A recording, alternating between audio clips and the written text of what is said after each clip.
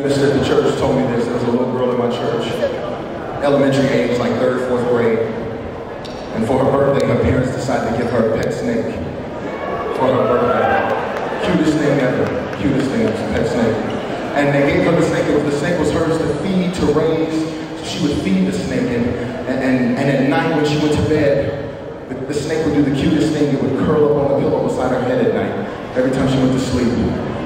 And then one day, the snake started acting funny. She had the snake about a year, and the snake wouldn't eat. And she thought maybe the snake was sick of the old food. She tried to give it new food. It wouldn't eat that either. And now, instead of sleeping curled up beside her head on the pillow at night, now the snake was sleeping long ways beside her. Really weird. So she was freaked out. She was like, you know what? I need answers. So 4th grade little girl goes to the vet. True story. And she goes to the vet, and she says, sir, I have a question. Yes, little girl, how can we help you? Well, I have a pet snake. He was like, oh, it's pretty cute. What about it? I have a pet snake. And when I first got him, I would feed him and he would eat. But now he's not eating anymore. And when I first got him, he used to sleep curling up on the pillow beside my head at night. Now he's not even doing that. Now he's stretching out, sleeping long ways beside me. And he was like, really? Let me get this straight.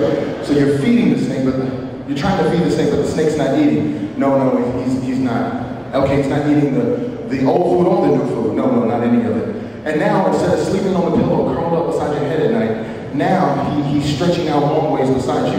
Yes. And the vet said, you know what? True story. The vet said, you know what? I think you need to go home and you need to kill the snake. And you need to do that now. And he said, the reason I tell you that is because, see, the snake is not eating because he's starving himself. And he's no longer sleeping curled up beside your head at night, because now he's stretching out long ways beside you, because he's made it up in his mind that if he can starve himself and grow hungry enough, if he can measure himself up against you and grow large enough, then he can try to eat you and consume you whole. True story. He can consume you whole. So you need to go home and you need to kill the snake. And I share that because, honestly, even though we're at a Christian conference, there are people in here tonight who need to go home and kill the snake. You need to go home. Because there is secret sin in your life, and it is killing you. And you play with it. It's your pet. You curl up with it every night. Every thought, every inappropriate action, every seed of anger, every thought of malice, every bitterness, every moment of bitterness and unforgiveness, you curl up with it every night like it's nothing. And this secret sin, this secret sexual sin is killing you. And you're playing games not realizing it's going to consume you whole.